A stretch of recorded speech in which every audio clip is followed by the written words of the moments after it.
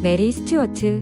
메리 스튜어트. 세계사의 패배자들 가운데 메리 스튜어트만큼 후세인들을 매혹시킨 여성은 없었다. 고혹적인 자태에다 음모술수에 등한 메리 스튜어트 스코틀랜드 여왕은 갖은 고초를 겪은 뒤 참수당했다.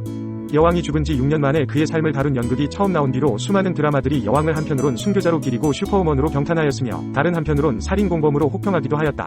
이런 드라마들은 100여 편을 헤아린다. 엘커넌 스윈버는 16년에 걸쳐 메리 여왕을 다룬 3부작 드라마를 집필했고 테오도르 폰타네는 발라드 한 편으로 헌사했으며 월터 스콧과 슈테판츠 바이크는 여왕의 전기를 소설로 썼다. 이 작가들은 잉글랜드의 권력자 엘리자베스 여왕에게 무릎을 꿇은 고통에 몸부림치고 격정에 찢긴 여왕에게 매료되었다. 1542년 메리는 세상에 태어난 지 일주일 만에 스코틀랜드의 왕좌에 앉았다. 부친이었던 스튜어트 왕가의 제임스 5세가 30살이라는 젊은 나이로 세상을 떠난 것이다. 그는 숙부인 헨리 8세의 잉글랜드 침략군에게 참패를 당한 뒤 쓰러져 정신이상에 빠졌었다. 메리는 생후 6개월 내에 계약 결혼을 했다. 스코틀랜드의 섭정자가 메리를 헨리 8세의 아들이자 왕위 계승자인 6살짜리 에드워드와 결혼시키기로 약속을 한 것이다. 이것은 수백 년 동안 앙숙으로 지내온 브리타니아 섬의 두 왕국을 평화롭게 통일시키기 위한 헨리 8세의 포석이었다. 그런데 이 계약에는 너무나 당연한 것으로 받아들인 잔인한 두 가지 전제가 깔려있다. 하나는 무한한 가능성이 열려있는 두 사람에게 스스로 삶을 설계할 권리를 전혀 인정하지 않았다는 것이고, 다른 하나는 두 나라의 백성을 마치 부동산이나 주식처럼 왕가의 상속 대상으로 삼았다는 점이다. 그런데 6개월 뒤 1살이 된 메리 스튜어트는 다시 자유의 몸이 되었다. 이 계약이 결국은 남쪽의 이웃나라 잉글랜드에 예속되는 것을 의미한다는 사실을 깨달은 스코틀랜드가 잉글랜드와 맺은 계약을 파기한 것이다. 잉글랜드는 스코틀랜드에 비해 거의 2배나 크고 인구수도 4배나 많은 왕국이었다. 게다가 근대적인 상업과 광업, 방직수공업에서도 스코틀랜드에 훨씬 앞섰고 군사력도 월등했다. 그런데도 스코틀랜드가 오랫동안 정복되지 않은 것은 오로지 잉글랜드의 숙적 프랑스와 동맹을 맺고 있었기 때문이다. 메리 스튜어트는 이러한 끝없는 국제적 갈등 속에서 성장했다. 그런데 갈등은 이것만이 아니었다. 스코틀랜드 자체도 깊은 분열 속에 빠져 있었다. 우선 언어의 분열을 들 수 있다. 영어가 스코틀랜드의 상류층 사이에서 서서히 퍼지면서 켈트어는 북부 고지대로 밀려나고 있었다. 두 번째는 귀족 대지주와 소작인 소농도시 빈민들 사이의 계층적 갈등이었다. 세 번째는 가톨릭과 칼뱅과의 종교적 분열이었다. 칼뱅파는 메리가 4살이던 1546년에 종교개혁가 존 녹스를 중심으로 서서히 세를 넓혀가고 있었다. 그런데 두 종파 모두 헨리 8세의 영국 국교회로부터 핍박을 받았다. 메리가 5살이 되자 프랑스 로렌 지방 출신인 어머니 마리 드 기즈는 딸을 프랑스로 보내 교육시키기로 결정하고 카트린 드 메디시스 프랑스 왕비의 장남과 약혼시켰다. 왕세자가 14살, 메리가 15살 되던 해에 둘은 결혼을 했다. 그로부터 1년 뒤 병약하고 덜 떨어진 왕세자가 왕위에 올랐다. 프랑스와 2세였다. 그런데 그가 16세 숨을 거두자 메리 스튜어트는 17 어린 나이에 프랑스 왕비라는 칭호와 함께 과부가 되었다. 이것이 1560년에 일어난 일이었다. 프랑스에 있던 메리의 눈에 브리타니아 두 왕국의 상황은 갈수록 악화되어가는 듯했다. 스코틀랜드에서는 의회가 칼뱅파를 국교로 승격시켰고 이에 격분한 가톨릭 교도들이 들고 일어나 내전에 버금갈 만한 폭력 사태가 발생했다. 6월에는 스코틀랜드를 섭정 통치하던 메리의 어머니가 세상을 떠났다. 더구나 로마 가톨릭으로부터 이단자로 간주되었음에도 2년 전에 잉글랜드 여왕으로 등극한 엘리자베스 1세가 스코틀랜드의 칼뱅파를 군사적으로 지원하는 실정이었다. 엘리자베스는 헨리 8세의 둘째 부인이던 앤 불린의 딸이었다. 헨리 8세의 첫째 왕비의 여관이었던 정열적이고 아름답고 야심만만한 앤과 결혼하기 위해 바티칸의 첫 부인과 결혼을 파기해줄 것을 요청하였다. 교황이 이를 거부하자 헨리 8세는 1534년 교황의 잉글랜드 교구 반할권을 박탈하고 교회 재산을 몰수하는 한편 자신을 수장으로 하는 영국 국교회를 설립했다. 그 후 헨리 8세를 위시해서 영국 국교회를 신봉하는 모든 잉글랜드인들이 로마의 가톨릭으로부터 파문을 당했다. 결국 가톨릭의 입장에서는 헨리 8세와 앤 불린의 결혼은 무효였고 엘리자베스는 사생하였다. 따라서 잉글랜드의 왕위는 당연히 헨리 8세의 부친인 헨리 7세의 증손녀인 메리 스튜어트에게 돌아가야 한다는 것이 가톨릭 측의 생각이었다. 1560년 12월 프랑스와 2세가 세상을 떠난 직후 스코틀랜드에 돌아온 메리는 백성들로부터 열광적인 환호를 받았다. 아름다운 미망인의 수행원들 중에는 프랑스 시녀와 여관들 외에 모호한 성격의 인물도 여럿 섞여 있었다. 시인 피에르 드 샤틀라르와 여왕의 개인 비서였던 피렌체 출신의 다비드 리치오가 그 대표적인 인물인데 이들은 나중에 죽임을 당하게 된다. 스코틀랜드의 새 여왕이 된 메리는 국내의 칼뱅파들, 특히 그 중에서도 막강한 대지주 계층과 투쟁을 시작했다. 이 과정에서 그가 보여준 뚜렷한 목표의식과 유연한 전술은 퍽 돋보였다. 메리 여왕은 강력한 적대자인 존 녹스를 초청해서 자부심과 재치와 경건함으로 깊은 인상을 심어주었고 동시에 칼뱅파 지지자들에게 예배의 자유를 허용하는 아량을 보였다. 다른 한편으로는 감정과 정치를 분리시키지 못한 메리의 무능력함이 두드러지게 나타나기 시작했다. 메리에게는 경쟁자인 엘리자베스 여왕이 갖고 있던 자제력이 부족했다. 또한 신하와의 재혼이라는 신중치 못한 결정을 내리는 바람에 귀족들의 반발을 사기도 했다. 1565년 메리는 22살 나이에 사촌인 달리 백작과 결혼했고 그에게 스코틀랜드의 왕이라는 칭호를 부여했다. 저칠의 표현대로 나약하고 허영심으로 가득 찬 청년에 불과한 인물을 말이다. 이로써 메리는 이번에도 자신보다 훨씬 못한 남자를 남편으로 맞이하였다. 물론 이번에는 자신의 자발적인 선택이었다. 그런데 여왕에 대한 달리 백작의 영향력은 무척 컸다. 연적으로 생각한 피에르 드 샤틀라르를 죽이라고 여왕에게 요구할 정도였다. 이로써 광기의 회전목마가 돌아가기 시작했다. 달리 백작과의 결혼이 가톨릭 의식으로 진행되자 스코틀랜드인이 다수를 차지하는 칼뱅파가 다시 봉기를 일으켰다. 그런데 에든버러로 진격한 칼뱅파의 군대는 왕궁의 대포에 막혀 결국 항복을 선언하고 말았다. 1만 8천 병력으로 이루어진 메리 여왕의 군대에서 가장 두각을 나타낸 인물은 보스월 백작이었는데 그는 이번 전쟁을 통해 여왕의 충신으로 떠올랐다. 칼뱅파 주동자들은 잉글랜드로 피신했고 반란군은 뿔뿔이 흩어졌다. 그러나 만인에 대한 만인의 끔찍한 음모는 물밑에서 계속 진행되고 있었다. 왕의 신분이었던 달리는 비밀리에 칼뱅파를 지원한 사실과 왕의 지위를 평생 보장해달라는 요구로 메리의 분노를 샀다. 메리는 프랑스에서 데려온 개인 비서 다비드 리치오를 내세워 남편을 견제했다. 그 결과 어떤 일이 벌어졌을까? 리치오는 1566년 3월 9일 메리의 면전에서 달리의 부하들에게 질질 끌려나가 죽임을 당했다. 프랑스에서부터 메리를 수행한 측근들 가운데 두 번째 사망자였다. 이제 메리는 어떻게 할 것인가? 달리에게 맞섰을까? 그렇지 않다. 메리는 스코틀랜드로 돌아온 칼뱅파 지도자들의 공격을 피해 남편과 함께 도주하였다. 달리는 리치오의 죽음에 대한 자신의 결백을 주장하며 오히려 그를 살해한 사람들을 밀고하였다. 3월 28일 보스월 백작이 이끄는 2,000명의 기병대가 반란군을 진압했고 국왕부처는 당당하게 에든버러로 재입성했다. 같은 해 6월 19일에 메리는 아들을 낳았다. 그런데 8개월도 지나지 않아 새로 태어난 왕자의 아버지인 달리 백작이 에든버러 외곽의 한 영지에서 교살된 채 발견되었다. 세 번째 살인이었다. 사람들은 즉시 보스월이 살인자고 메리가 공범이라고 생각했다. 보스월 백작은 자신이 속해 있던 왕실 추미론회까지 출석해서 자신을 변호해야 했고 결국 무죄 판결을 이끌어냈다. 보스월은 1567년 5월 3일 첫 번째 아내와 이혼했고 메리 스튜어트는 5월 15일 그를 남편으로 맞아들였다. 그런데 이번에는 새 남편을 스코틀랜드 왕에 책봉하지 않고 오크니 앤드 셰틀랜드 공작에 임명하였다. 두 명이 약골 남편을 거친 메리는 이번엔 강하고 기백이 넘치는 남자를 선택하였다. 그러나 이것은 참으로 경솔하고 몰렴치한 행동이었다. 전 남편이 죽은 지 이제 겨우 4개월밖에 지나지 않았을 뿐만 아니라 전 남편의 살해범으로 의심까지 받는 사람을 새 남편으로 맞았으니 누가 이 결혼을 축복하겠는가. 게다가 보스웰은 가톨릭 결혼식을 거부하는 프로테스탄트였다. 이러한 일련의 사건은 신하들의 의견과 일반적인 정서를 존중하지 않는 메리 여왕의 무분별함을 보여주는 행동이었고 이것이 그를 몰락으로 이끈 한 요인이었다.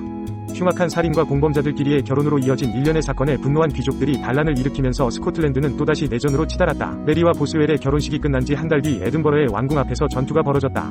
이번에는 여왕 지지파들의 패배로 돌아갔다. 보스월은 덴마크로 피신했고 메리는 감옥에 갇혔다. 승리자들은 메리에게 이제 겨우 돌이 지난 아들에게 왕위를 물려주고 퇴위할 것을 강요했다. 메리는 11개월 동안 감금 생활을 한 끝에 충신들의 도움으로 도주에 성공하여 다시 한번 군대를 소집하였다. 그러나 1568년 5월 13일 메리와 이복남매지간으로 스코틀랜드를 섭성하고 있던 제임스에게 패배하였다. 스코틀랜드의 여왕 메리는 굶주림과 추위에 지친 초라한 모습으로 사흘 동안이나 정신없이 잉글랜드 국경을 향해 달렸고 마침내 국경을 넘으면서 스코틀랜드를 향해 소리쳤다. 내 반드시 다시 돌아와 이 나라를 불바다로 만들어버릴 것이다. 그러나 메리는 다시는 돌아가지 못했다. 그렇다면 스스로를 잉글랜드 왕위의 합법적인 계승자라고 생각하는 경쟁자에게 엘리자베스 1세는 어떤 태도를 취했을까? 메리 스튜어트보다 9살이 많은 엘리자베스는 남자처럼 강인하고 위압적이고 두려운 독설가였다. 또한 누가 뭐래도 10년 전부터 잉글랜드를 확고하게 틀어쥐고 있는 명실상부한 지배자였다. 메리는 엘리자베스가 자신을 내치지는 않으리라고 생각했다. 자신이 스코틀랜드에 감금되어 있을 당시 엘리자베스가 석방을 위해 노력했고 용기를 잃지 말라는 뜻으로 자신에게 반지를 보내준 것을 선명하게 기억하고 있었다. 엘리자베스는 잉글랜드의 국경을 넘어온 메리를 환영하기 위해 두 명의 백작을 보냈다. 메리는 일단 요크셔의 볼튼 성으로 안내되었다. 그런데 메리는 여기서부터 감금 생활을 했던 것처럼 보인다. 이후 메리는 19년 뒤 처형을 당할 때까지 다시는 자유를 누리지 못했다. 후세 사람들이 메리에게 동정과 공감을 느끼는 것은 아마 그토록 오랜 세월 동안 비정하게 내쳐져 있어야 했다는 사실과 비참한 종말 때문일 것이다. 또한 메리는 자신의 의사와는 상관없이 많은 사람들의 피를 흘리게 했다. 메리 스튜어트가 감금된 지 몇 개월 뒤 그의 존재가 엘리자베스 1세에게 어떤 위협이 될지 분명히 드러났다. 대다수가 가톨릭교도로서 남부의 프로테스탄트 신흥 부자들에게 혐오감을 느끼고 있던 잉글랜드 북부의 대지주들이 메리를 잉글랜드 왕위에 앉힐 목적으로 엘리자베스에 대한 반란을 모의했던 것이다. 그들 중 한 사람으로 엘리자베스 여왕의 신임을 받던 노퍼 공작이 메리에게 접근하는 데 성공했다. 그는 포로 상태인 메리에게 청혼을 했고 북부 지역에서 소집된 군대가 메리를 구하기 위해 볼튼성으로 밀고 온다면 자신도 그 자리에 함께 있겠다고 약속했다. 엘리자베스는 마지막 순간에 메리를 훨씬 더 남쪽 지역으로 이송시켰고 북부 귀족들의 반란은 유혈 진압으로 막을 내렸다. 노퍼 공작은 런던 타워에 갇혀 1572년에 처형되었고 반란의 배후 조종자였던 스페인 대사는 국외로 추방당했다. 스페인 대사는 혼란을 틈타 자국의 잉글랜드 침공을 노렸던 것으로 보인다. 어쨌든 이 사건을 계기로 잉글랜드인들 사이에서는 예측불허의 교만한 가톨릭 교도인 메리 여왕에 대해 깊은 불신이 퍼지기 시작했다. 메리는 이전보다 훨씬 더 가혹해진 조건에서 14년 동안 셰필드 성에 감금되었다. 그나마 이런 식으로라도 목숨을 유지할 수 있었던 것은 모두 엘리자베스 덕분이었다. 1572년에 잉글랜드 의회의 상하 양원이 메리의 처형을 요구했기 때문이다. 엘리자베스 여왕도 내심 메리가 죽기를 바라겠지만 자신의 땅에서 자신의 지시로 그런 일이 일어나는 것에 대해서는 주저하였다. 대신 스코틀랜드의 통치자들에게 그 역할을 떠넘겼다. 즉 스코틀랜드에서 지체 없이 처형만 이루어진다면 메리를 넘기겠다고 제안한 것이다. 그러나 스코틀랜드인들도 역시 망설였다. 메리 스튜어트는 여러 차례 자신의 가혹한 감금 생활에 대해 엘리자베스 여왕에게 탄원을 하고 개인적인 만남을 요청하였지만 아무 응답이 없었다. 지금은 비록 날개 꺾인 채에 불과하지만 한때는 프랑스의 왕비이자 스코틀랜드의 여왕이었던 여인이다. 9년 사이에 결혼식을 3번이나 올리고 반란도 여러 차례 진압하였으며 신녀와 대신들의 운명을 쥐락펴락하면서 살인을 용인하거나 교사하기도 했다. 그것도 가톨릭교도의 양심에 따라서 말이다. 그런 사람이 이제 아무것도 할 수 없는 처지가 되었으니 그 한이 얼마나 사무치겠는가. 감금생활 13년째인 1581년 메리는 38 나이에 다시 한번 음모를 꾸몄다. 시어머니 카트린 드 메디시스와 시동생인 프랑스의 앙리 3세로부터 자신의 아들을 스코틀랜드 왕으로 옹립해서 왕권을 아들과 나누라는 권고를 받은 것이다. 그렇게 되면 스코틀랜드 군대가 잉글랜드를 공격해서 메리 스튜어트를 사지에서 구해줄 것이라는 것이 프랑스 쪽의 설명이었다. 모의는 사전에 발각되었지만 메리는 도리어 공세를 퍼부었다. 메리 스튜어트는 자신이 겪고 있는 고초에 대한 책임을 물어 엘리자베스에게 온갖 악담을 퍼부었다. 그와 함께 자신은 지상의 왕국이 아니라 오로지 천상의 왕국만을 얻고자 할 따름이라고 맹세하였다. 물론 이것은 거짓이었다. 그로부터 4년 동안 메리는 여러 차례 강제 이주를 당했다. 그러던 1585년 메리가 스페인의 힘을 빌려 잉글랜드를 칠 계획이었음을 증명해주는 편지들이 발각되었다.